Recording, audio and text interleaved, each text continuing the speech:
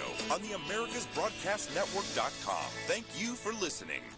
Good morning and welcome to America's Web Radio and the Georgia Military Veterans Hall of Fame Hour is on the air, and we've got a great guest today. We've got Mr. Bob Babcock on, Robert O. Babcock, and Robert is the author of I'm Ready to Talk, and it's tales from veterans in Vietnam that went to Vietnam. And as Bob and Robert and I have been talking off and on, you get two veterans together, and you've got probably 150, 200 tales or more, and that's just the way it is. And this is a great book. And Robert, welcome to America's Web Radio. Proud to be here, David, and call me Bob. Everybody knows me by Bob. Okay, sir. Bob, sir. That was the way I was taught out in Fort Ord, sir. So, anyway, this is the greatest read you'll ever buy, particularly if you are a Vietnam veteran. And I love the map that is in the front of the book and identifies so many places. And as I make it very, very clear on this show that, yes, I served in the military during the Vietnam era, but I did not go to Vietnam. I have a lot of friends that did, and many, unfortunately, didn't return. And this brings up one of our other little side projects that we're very proud of, or that we're very proud of promoting, and that's the Johns Creek, Georgia Healing Wall. And Johns Creek bought the half-size replica of the Vietnam Wall in Washington, D.C. This wall was the one that traveled all over the country, and Johns Creek wound up buying it, and they're giving it a permanent home in Johns Creek, Georgia, and we invite any and everyone to come by and see it. The opening ceremony should be around March the 29th, I believe it is. So we're a few months away before it's ready, but it's going to be quite a thing. And we had Roger Wise on last week. Bob, do you know Roger? I've met him, yes. I think sort of everybody knows him, actually. But anyway, we had Roger on, and he was talking about when he was at the wall, and a lady and a young man were there, and the young man was doing the etching on a sheet of paper of a name, and the young man stood up, and he knew Roger from someplace or something, and said, "You're Mr. Wise, aren't you?" And Roger said, "Yes." And he said, "Well, I just wanted you to know I met my dad today." And his mother was 3 months pregnant with him when his father went to Vietnam and didn't come home. And that just, that just sort of tells the story of the wall and what it means to people to have an end to, or it's either an end or a beginning, depending on how you look at it. And before we get too far into the show, I wanted to do something that we normally leave up to Paul, who was the founder of the Georgia Military Veterans Hall of Fame and is also our chaplain.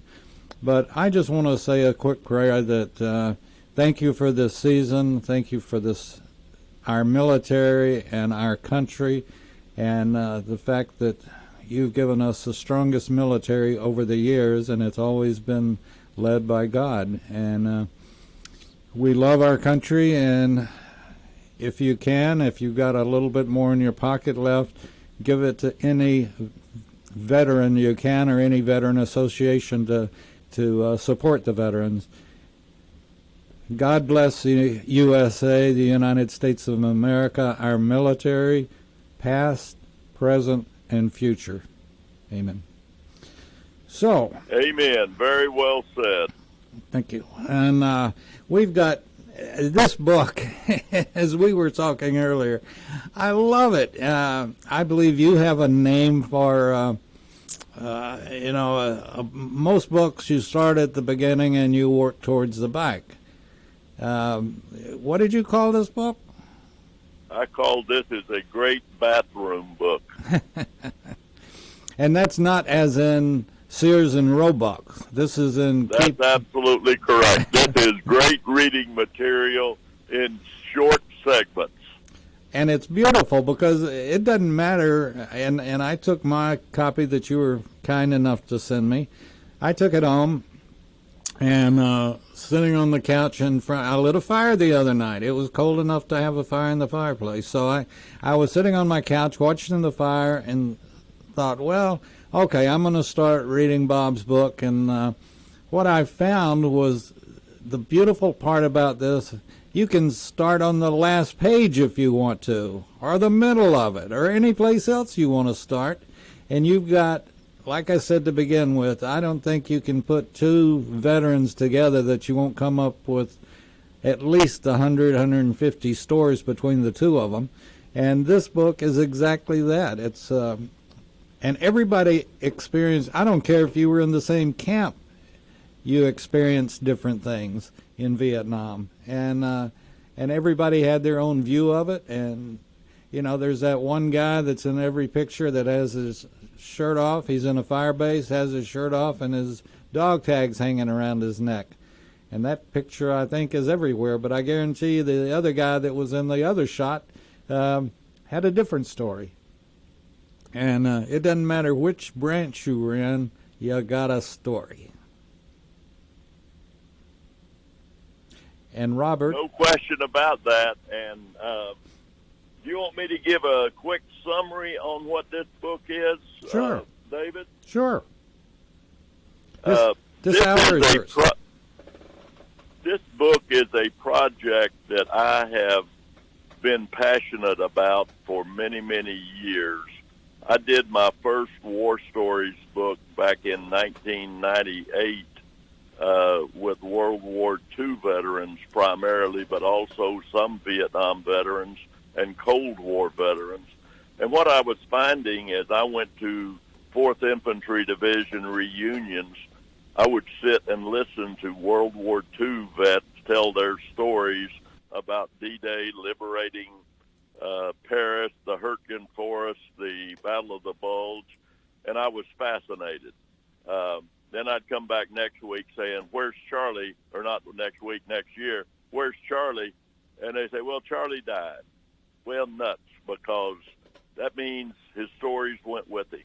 So when I became president of the National 4th Infantry Division Association, I took it upon myself to preserve stories of our World War II vets, and as I said, some Cold War and some Vietnam. And that book came out in 2001, has been very well received. I've republished it on 2 different occasions, on the 70th anniversary and this year on the 75th anniversary of World War II.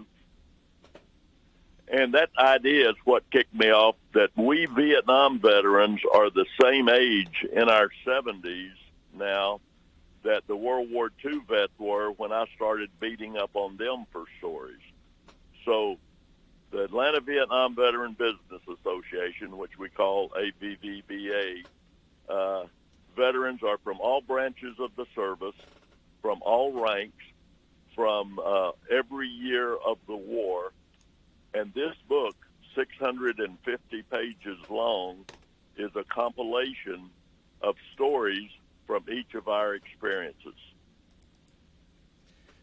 You know, there's another message here that I was just thinking about, and everybody should take it to heart. And I bet you at Deeds Publishing, you'd even consider publishing some of them. But what I'm going to say, I don't know of a family in existence that didn't have a grandfather or an uncle or an aunt or a grandmother, whatever the case might be, that didn't have either sayings or stories. And it's never too late to get those recorded and down and transcribed where they could be published, because a lot of them once they're gone, they're gone, and every family has it. And I think Bob has done this not just for families, but for a whole fraternity of people and sorority of people called people that have served in the military and served in Vietnam particularly now. And I want to put this book up and let everybody take a look at it on Facebook. Ready to Talk, Vietnam Veteran. And,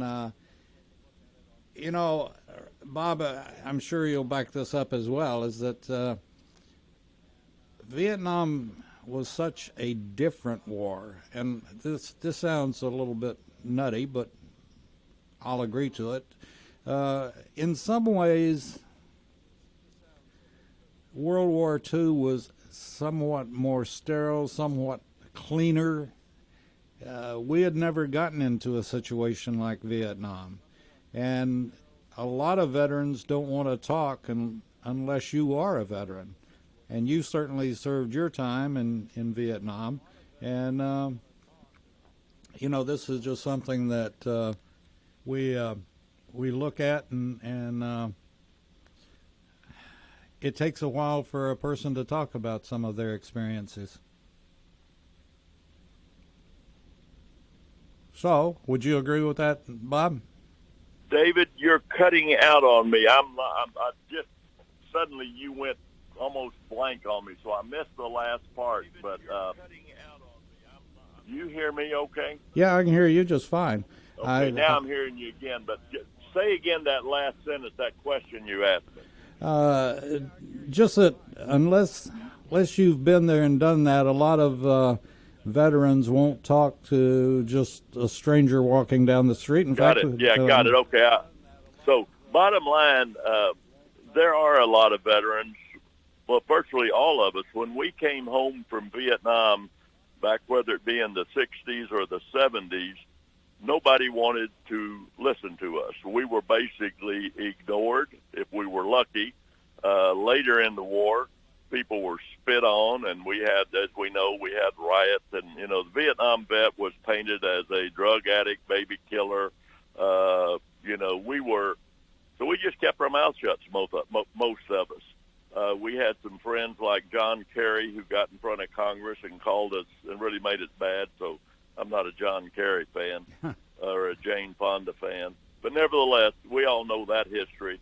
But since the Desert Storm happened, and since the current wars and the global war on terror is going on, American public is waking up and starting to recognize that freedom is not free, and all of us veterans did our part. Vietnam was not a popular war. I don't think any war is a popular war, but they're necessary. And we are at an age now in our 70s, as I said, that we Vietnam vets need to start talking. My wife, Jan, came up with the title for this book, which I think is a fabulous book. And everybody that's seen it and looked at it loves the title, loves the cover, and they open it up and they are amazed at the variety of different pictures that paint the tapestry of the Vietnam War from those of us who were there, boots on the ground or in the air or in the waters surrounding Vietnam. And like I said with that map, I remember that place, or, I went through that place or whatever and so forth. And not a Vietnam veteran alive. I'm losing you again, David. Okay, well, is that better? I'm not sure why you're... Okay, is that better? Yeah, that's better. Okay. Anyway, your book covers everything almost, from the standpoint of the map, the stories, and like I said earlier, a Vietnam vet is going to relate to another Vietnam vet. With that being said, we're going to take a moment out for a quick break, and We will be back with Bob Babcock right after this. Merry Christmas. I'm Patty Levan, owner of Multiland Mortgage Services, Inc. We've partnered with nationally known wholesale lenders throughout the country that offer a wide variety of home loan programs. We can find the right home loan that will suit needs. Robert, can you hear me now? I can hear you. I was hearing you when you first called me. You were coming in great. And then now I'm holding it up to my ear, and then you've been fading out. And I intentionally came into my office to talk to you because the cell phone signal's much better here. But for whatever reason, it's fading. And so don't know what it is. Next time I'm going to come over there, and we'll do it over there when we have it. But we got to finish this hour, so I'll let you know if I'm having trouble hearing you. Okay, well, hopefully, unless it's a telephone problem, I'm showing that everything's fine. But okay, anyway, and you're hearing me loud and clear. Yeah, 4x4, as they used to say. Yep. Okay, we're gonna. I'm so loud everybody can hear me. All righty. Well, we'll come back very shortly.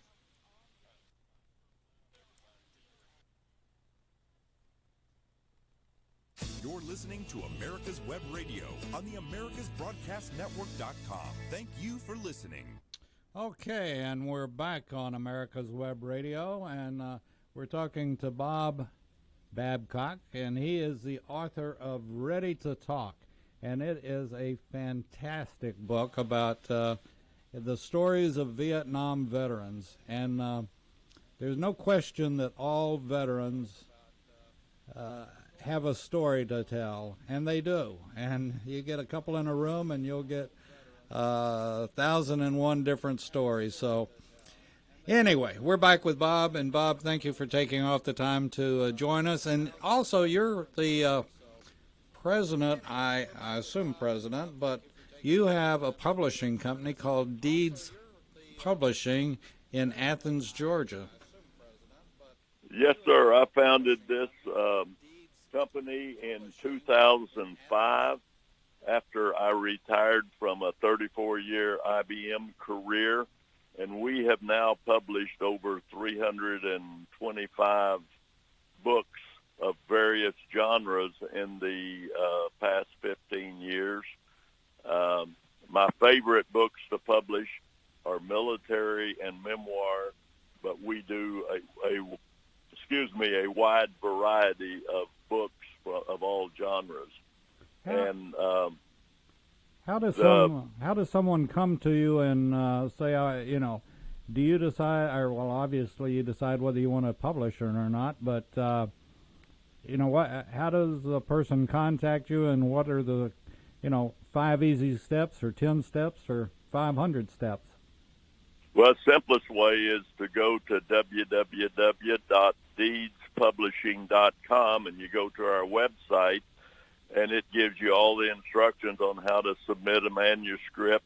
To get in touch with us, we've got an info@deedspublishing.com email address, and that comes direct to me, and I'm quick to answer it because unlike some publishers, I believe in customer service and try to keep something moving from the minute I see it. I don't take everything that comes my way, but we love working with first-time authors and with repeat authors and with authors who have had less than pleasant experiences with other publishers. So we handle all kinds of authors. But, again, my favorites are military, memoirs, and that's what we're going to focus on more in the years going forward. So do you all do everything from design to cover to printing? Yes, sir. We do that. We don't physically print them ourselves, but we do the whole thing. We do the editing, the assessment, the editing, the layout, the design, the cover design, the back cover, spine, the whole deal. We make e-books for every book that we do, as well as paper and or hardback covers. And we print through Ingram, which is the world's largest wholesale book distributor. We've got worldwide distribution of all our books. Amazon gets them, Barnes & Noble, Books A Million, mom and pop bookstores around the world. So you come to us, you're going to get access to a great distribution network, the experience of 325 books we published, and dealing with people who believe in integrity. And if your baby is ugly, we will tell you your baby is ugly and why we think that. And if you're trying to go down a path that we don't think is very going to be successful for you, we will tell you why we think that. But once again, you control your book, and we provide the service and experience that will help those that are new to the business and those that have been around for a while that are looking for a different publisher. Let me ask you, it seems like everybody, not everybody obviously, but a lot of folks are writing books these days. So is it that everybody thinks they have that interesting a story to tell, or what are you seeing in that? Well, yeah, with the new technology and the companies, which Amazon's one of them, who make it easy for anybody to publish a book, the market is glutted with books. Back when you and I were growing up, books only came from the great big publishing houses, and we didn't have print on demand. We didn't have ebooks, but so yeah, there's lots coming out. Some of them shouldn't ever be published, but it's a great experience to go through the process. People who get rich publishing are few and far between, but people who have the right mindset and desire to get their story, whether it be a novel, whether it be a memoir, whether it be something you believe in. Just this morning, I signed a contract with a gentleman who has a political viewpoint book, and his politics are different than mine, but I'm publishing it for him, and he's going to enjoy driving it once it comes out next spring. And then do you also work with them as far as lining up book signings and all this type of thing? We can do that, but we have found, because we deal with authors all over the country, and that's best done if they identify and go knock on the door of the places where they want to do book signings. Bookstores are a great place to do book signings, but everybody and his brother goes there, so they're inundated. There's lots of other places to set up book signings. I mean, it could be in civic associations who like to have authors come in and talk to them during a lunch meeting or an evening meeting and sell books. Or I'm signed up for the Saturday before Christmas over in East Cobb County to do a book signing of this book, I'm Ready to Talk, from 10 o'clock to 3 o'clock, because people are getting desperate, and books make great gifts, and military books especially make great gifts for the hard-to-buy-for man in your life. Well, I tell you, as far as I'm concerned, this is the perfect gift, particularly for the Vietnam veteran. Let me jump in there, David. I think we're going to see over time. Yeah, there's no question Vietnam veterans are going to say, yeah, these guys actually were there. They're telling it like it was, and I can identify with that. But I think more importantly, the families, the friends, the grandkids of any Vietnam vet is going to learn. If Grandpa didn't tell the story or won't tell the story, but they still want to know, they can find stories of people who served at similar time and in similar capacities as Grandpa did, and they can get an idea, and then maybe they can go to Grandpa and say, hey, I've been reading this thing. What did you do when you ran into kids in a Vietnamese village. Tell me about some experiences you might have had there. So it'll help an interested American to know what to ask veterans. So I think it's going to be wider than just Vietnam vets. If our school systems will let it in. No. I'm going to tackle that. In fact, I've already contacted a couple of schools where I've gone to speak in the past, and this book just came out on the 3rd of December, so it's brand new, and I am swamped with getting other books out, but I'm going to put a full court press on this book starting first of next year, and I plan this to be a high project for me for quite a while. Well, we're certainly going to keep pushing it on America's Web Radio and on the Georgia Military Veterans Hall of Fame Hour, and yeah, it's just super. That's all I can say about it. With that being said, we're going to take our next break. We'll be back with Bob Babcock right after this. You can keep your doctor, you can keep your plan, and every family will save thousands of dollars a year. I'm Ellen Deal, and if you've been hurt by the Affordable Care Act, you can email MAGA45CAG@gmail.com to see if we can help. Small business owners, individuals, families, and baby boomers, email MAGA45CAG@gmail.com for 3 easy questions to determine if you can get away from Obamacare. I'm a 20-year veteran of the insurance industry and here to help you for all your insurance needs. Season's greetings. I'm Patty Levan, owner of Multiline Mortgage Services, Inc. Let's talk about reverse mortgages for seniors 62 and older. Reverse mortgages were designed to free up money that seniors can use at their discretion in retirement. Let us help you determine if this program is right for you. We'll help you choose the right lender and walk you through the loan process. Multiline Mortgage Services, your way home. Call us at 941-201-9111 or check out our website at multilinemortgage.com. Company founded by Joseph D. Powers, NMLS 158989, licensed in Georgia and Florida.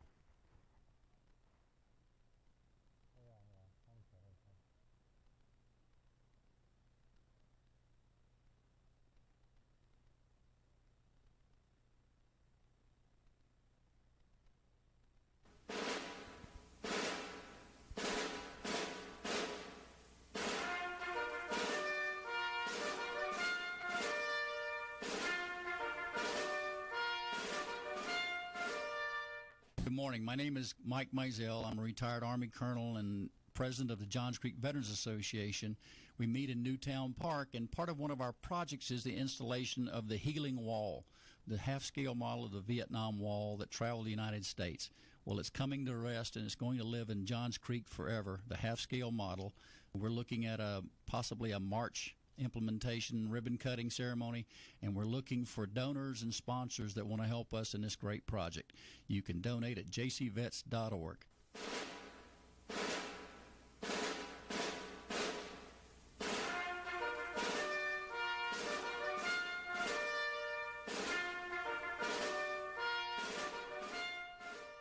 You're listening to America's Web Radio on the AmericasBroadcastNetwork.com. Thank you for listening.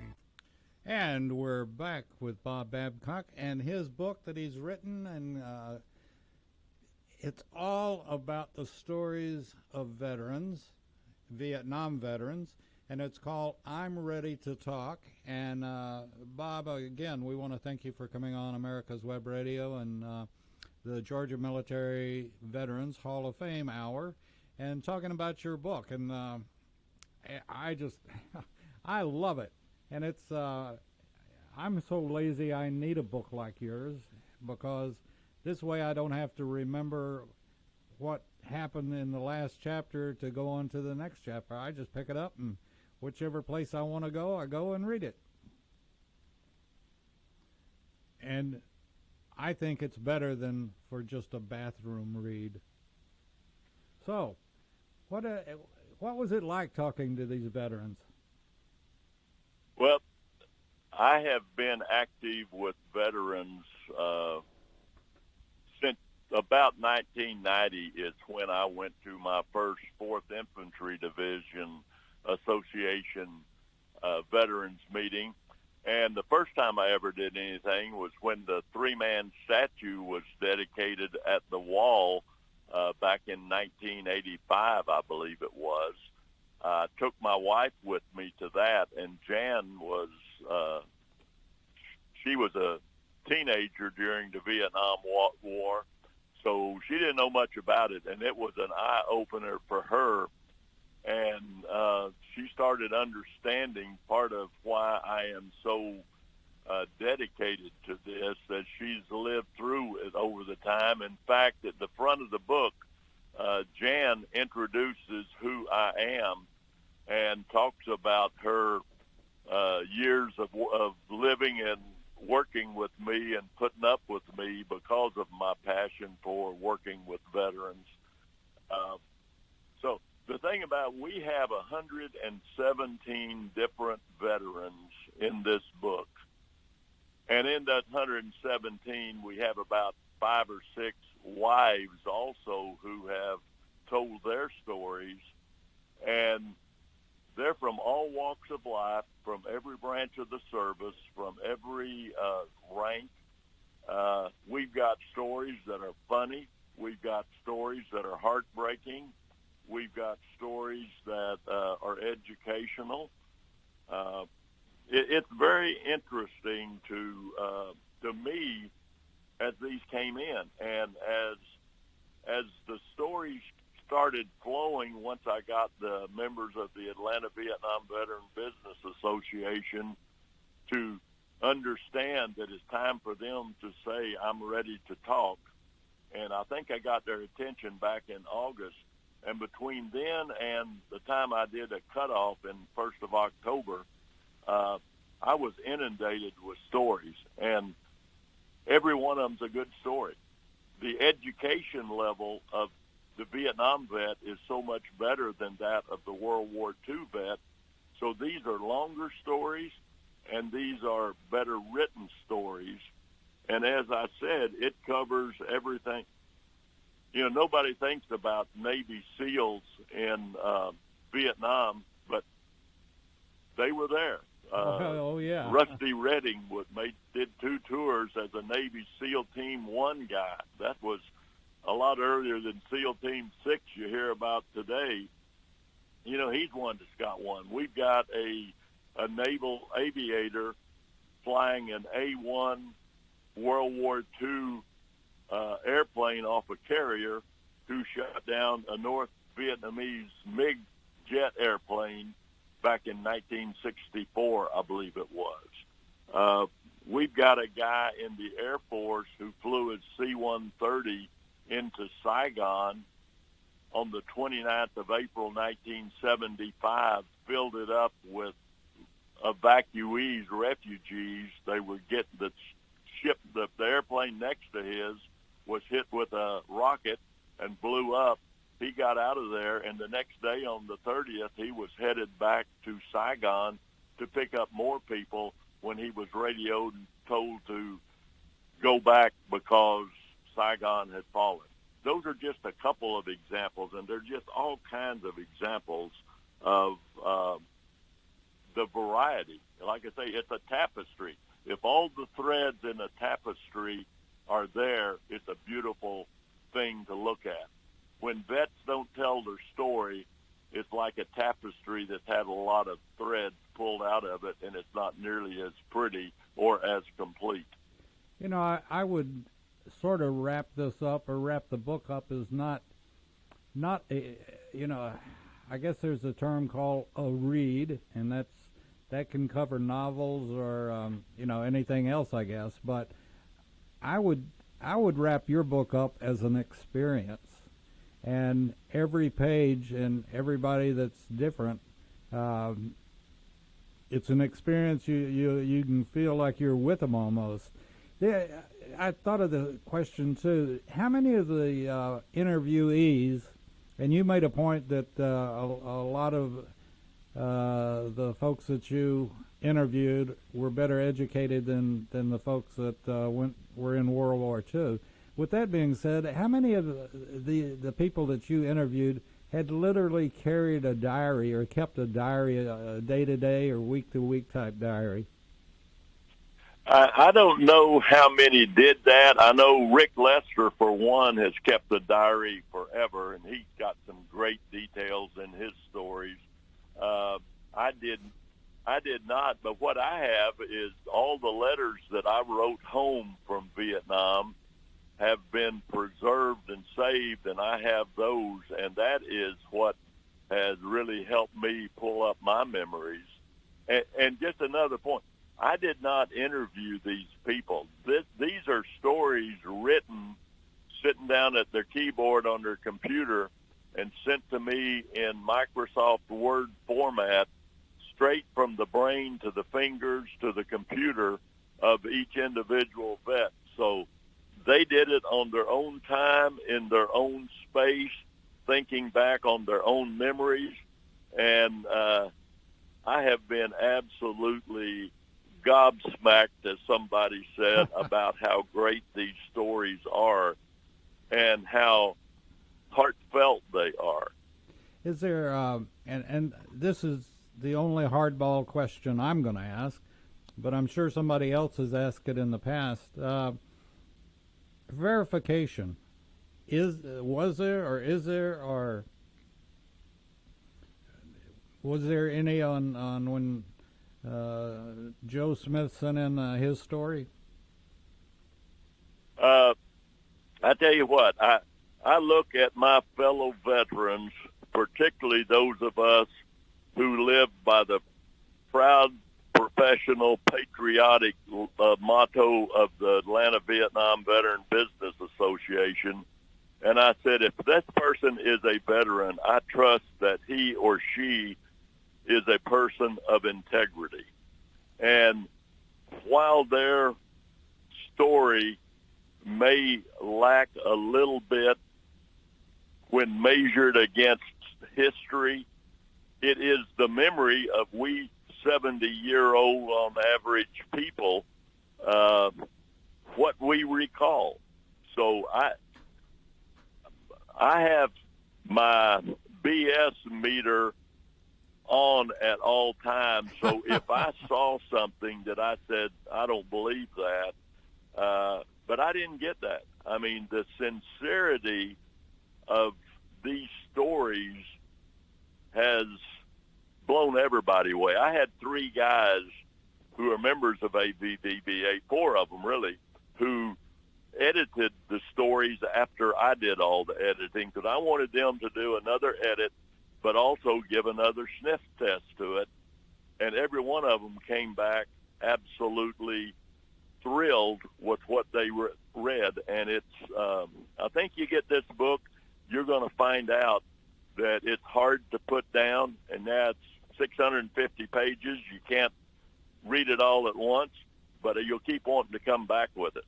Well, like I said earlier, I've been reading, and it just, you just pick it up and you start reading, and you're not any further ahead or not any further behind. You're just there reading a story about a time that, like I said, I was in the Vietnam era, did not go to Vietnam, but certainly a lot of friends did, and many of them are in the Georgia, I say not many of my friends, but there are many Vietnam veterans in the Georgia Military Veterans Hall of Fame, and also have been very supportive of the Johns Creek Healing Wall. And the Vietnam veterans, in my opinion, and your book is going to help wonders. It'll be incredible. But Vietnam veterans, those that served, went in country, are finally getting their, I don't want to say rewards, but just getting the respect that they didn't get when they came back from Vietnam. And I never understood it. I was ordered not to wear my uniform through when I was traveling, and I didn't. But somehow or the other, your haircut might give you away in a air base or airport. But anyway, it was just, I couldn't believe it, because I had grown up, as I'm sure you did, I've respected the military since the Revolution, the Revolutionary War, and how our militias fought the well-trained British, and we won. And then, you know, it's just gone from there. World War II, we saved Europe. And then to have our military treated like they were when they came back from Nam was just beyond me. And, you know, and this is sort of like what happened down in Pensacola the other day and at Fort Hood as well. And I think they're finally wising up to the point that they're going to let folks carry.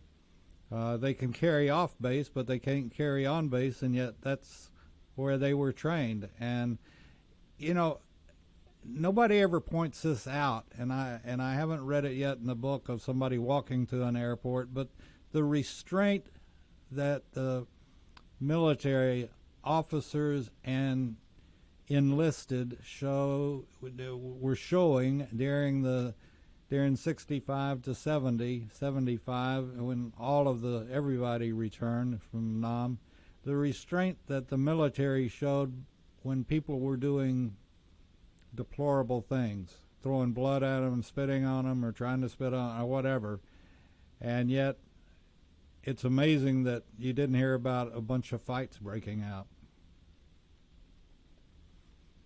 I tell you, we have an interesting story in the book that you triggered me. This guy, Dan Bennett, was a navigator on first the AC-47, what we call Spooky, or Puff the Magic Dragon, who was a gunship. And then he went back over later on his second tour on a C-119 gunship, I believe it was. And he did his tour. You know, they were hosing down the Ho Chi Minh Trail going after targets. And he came back home, and they told him to take their uniform off, but he was flying from L.A. on back to the East Coast. And he didn't take it off until he got to L.A. to put on civilian. He was heading for the restroom to change clothes, and some protesters came and attacked him. So naturally, being a guy fresh out of Vietnam, your reflexes and your caution is always at the high peak. So he slugged the guy back. Bottom line, he's the one that got thrown into jail in Los Angeles and left there for 2 or 3 days before they finally let him out. So thank God I didn't go through that, and most of us didn't, but there are those incidents, and we've got one of those in the book that talks about one of those bad incidents. Incredible, absolutely incredible. And that's when, you know, we're all Americans, and we should have total respect for our military. They're the ones that keep us free. With that being said, we're going to take a quick break, and we'll be back with Bob Babcock and his book, Ready to Talk, right after this. Happy holidays. I'm Patty Levan, owner of Multiland Mortgage Services, Inc. Call us for details about our conventional loans with as little as 3% down, or talk to us about our FHA, VA, and USDA loan options. We answer your questions with honesty and integrity, because that's how we roll. Multiland Mortgage Services, your way home. Call us at 941-201-9111 or check out our website at multilandmortgage.com. Company founded by Joseph D. Powers, NMLS 158989, licensed in Georgia and Florida.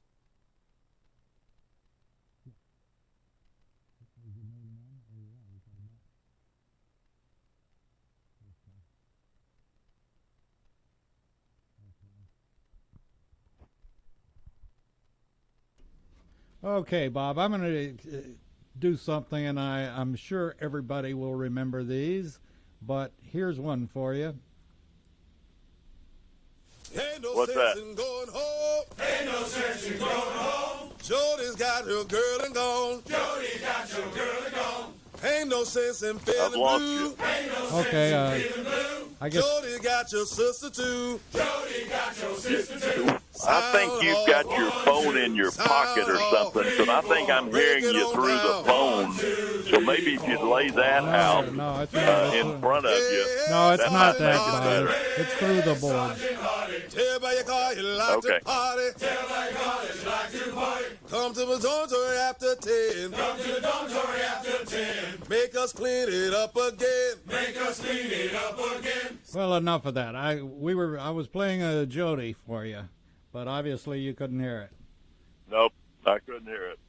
Well, that's too bad because they're fun, and a lot of them. You know, we've talked about this, and you might be able to point out one of the stories in your book about it. In that, so many. I don't want to just say things, but things that I've got your six, meaning I got your back, or whatever the saying might have been. Did you reference any of those, or any of those in your book? Oh yeah, we've got lots of those because it's the terminology. I've got your six because you work in the military. 12 o'clock is north. 6 o'clock is south. It's the hands of the clock, and that's everybody understands. I got your six. If you're going north, they got your back, so they're going to protect you. A lot of the things that are included. At one time, we thought we were going to put a glossary of military terms in the book, but the book got so big, I said we can't waste space on glossary. These stories are too good. So what I suggest at the beginning of the book is, if you don't understand something, ask a veteran, and that will show that veteran that you care, and they will explain it, because all us veterans talk the same language. And then who knows, they may start telling you more. So that's part of why my target audience is not so much the Vietnam vet, but all of those will enjoy the book. It is for those people who know, love, like, or friends with a Vietnam vet. A couple of other quick pieces that just triggered me. You've heard about Martha Ray, who was a great help over there in Vietnam, going up. She was a nurse. She was in the military. She could have put Vietnam in her mouth. With the story in it was her escort during one of her shows, performances that she did up in the northern part of Vietnam, and it's a fascinating story. We've also got people who tell stories about Bob Hope, who came over every year for a Christmas time. And then we also have a Jewish rabbi assistant who was there when there were only 2 Jewish rabbis in Vietnam. And it's fascinating about how he covered the whole country to provide service to the Jewish soldiers. And then another one, John Frazier, who I have known forever, was a chaplain. He was a Protestant chaplain in the 25th Division, and on his second tour was with a radio relay unit. He talks about his experiences, and one of the ones that grabbed me is between his 2 tours, he was in a small post up in Pennsylvania, I believe it was, and he got a Bluebell report came in. And he said, "What's a Bluebell report?" So that's a casualty notification. And as a chaplain, he had to go out to tell the family that their soldier had been killed. And he had a number of these that he did. And in this first case, it happened to be a guy that when he saw the soldier's picture on the mantle in the house, was a guy that he had served with in the 25th Division. There's more to that story, and I'll let you read it in the book. But it's all these things. I mean, I can go on and on all forever about the unique pieces, because every part of the Vietnam experience almost is covered in the book. We even have people that talk about Graves registration and being on an airplane full of body bags. So that's not one of the more pleasant stories, but it's reality. Hey, let me ask, did in the book, did you interview or get stories from any conscientious objectors? Don't believe so. I have published a book, Vietnam Combat Medic, which was written by a conscientious objector who was in the same division, the 4th Infantry Division, a different unit that I was in at the same time I was in. I published that book last year, and it's getting great stuff. And I personally had a conscientious objector medic who was my platoon medic. So I don't recall in the book that I have any conscientious objectors, but I've had experience with them and published stories about them. And those guys did a heck of a job. In fact, my guy in my platoon earned the Bronze Star for valor by going out under fire to pick up what was squad leader, and he ended up getting shot in the foot, the medic did, but he kept working on him. So conscientious objectors had a key role as medics in Vietnam. Oh, it was amazing. And, back during that era, you'd look at somebody, well, I'm a conscientious objector, and you'd form an opinion, but then come to find out they did such a heck of a job in Vietnam. I want to bring up one other quick thing that if you want to, and I know you'll back me up on this, but if you want one of the best feelings in the world today, there's two things you can do if you're traveling. If you're going through an airport and you see anybody in uniform, and they wouldn't let us wear our fatigues back then, but they do now. But if you see some a member of the military, it doesn't matter which branch, buy them a drink or buy them a dinner or buy them lunch or whatever they're doing, and it'll make you feel a whole lot better than it will them, other than they will have the feeling that somebody does care. And the same way too, if you see someone wearing a I'm a Vietnam veteran cap, or America's what am I trying to say, American Foreign Wars, any kind of yep. Yeah, any kind of veterans or anything, buy them a dinner, a drink, or whatever, and the feeling you will get will be incredible. I guarantee it. And if it's not, let me know.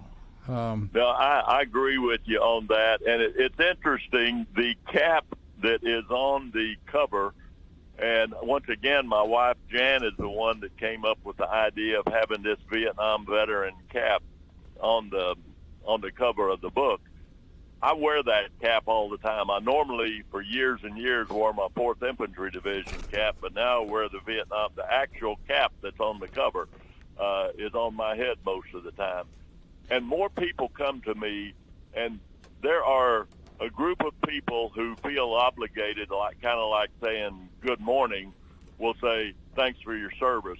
But I've had more people since I started wearing this cap stop me and talk about my brother or my uncle or my grandfather or somebody, and they wanted to sincerely thank me for my service, and they wanted to sincerely know if there was anything that I might tell them that they hadn't heard from their own relative or friend. I think it's great, and the one thing that this needs to be, and I think you all are doing it. A lot of Vietnam veterans are, because of the treatment that they got coming in from Vietnam, or coming in from their post or whatever, or fort. But I just don't. There's a tendency today that people are already forgetting about Desert Shield and Desert Storm and our role in Afghanistan and everything, and our military, freedom is not free, just like you said, just like everybody says, and it's a sacrifice. Oh, that was something else I wanted to bring up. Just like you pointed out in one of the stories, and as we were talking, the sacrifice of the families. And I guess I have two views of that. One is that the regular military, their families, their wives, are quote unquote sort of prepared. But nobody wants to give up their wife or give up their husband for 3 months, 6 months, a year, 2 years, or whatever. But the ones that were really not prepared are the ones that served in Desert Storm and Desert Shield, because our military didn't have the numbers that they needed to go into a war. So in many ways unprepared, prepared but still unprepared, were the reservists that took up the slack, and their wives and their husbands, whoever the case might be, were not really prepared. And during all of that period of the Middle East, we kept promoting that if you've got a wife next door, the wife of a reservist that's been deployed, offer to help change the light bulbs, offer to help do this or do that. And some of that's still even true today. And I certainly support any neighborhood that'll adopt a serviceman's wife or family and help them. You know, it's amazing what that husband may not be there all the time anyway, but if he's deployed, he's sure not going to be there for a while. And again, we support the troops. I agree with you 100%, David, and I'm strong in that respect. And let me interject one piece. If somebody's listening to this and they're intrigued by this book and want to get it, we probably ought to tell them where they can get the book, right? Absolutely. Go for it. So basically, the best place to get the book is on my website at www.deedspublishing.com, and you go to the bookstore and you will find it under new releases and under military. But you can also, you can get it in Amazon in paperback, ebook. You can go to any local bookstore and they can order it for you. The odds are they won't have it on their shelves, but they can order it from Ingram. But it's available, but you know, any author, any publisher makes more if you buy direct from them than if it goes through Amazon or wholesale channels. Bob, I hope, and we'll keep pushing the book, and you and I are going to talk about a little bit more in the coming weeks. And I want to thank you for being on today on Georgia Military Veterans Hall of Fame Hour. And I want to thank everybody down there, and certainly Colonel Rick White, retired. He and Paul, the founder of it, they're just fantastic. And they're open. They're not open on the weekends, but they're open throughout the week, and we encourage you to go. And also mark down March the 29th for the JC Healing Wall coming to Johns Creek, Georgia. Bob, thank you so much for today. It's been another pleasure having you on, and we're going to have you on many times. I think what we're going to do is make me a grunt, make an officer, give a status report every now and then. That sounds good to me. And Rick White has a great story in the book. So, if you know Rick White, you get his story in the book. Yes, sir. Thank you again, and stay tuned for more on America's Web Radio right after a couple of words from our sponsors. Thank you. We'll see you. Take care, Bob. All right. You're listening to America's Web Radio.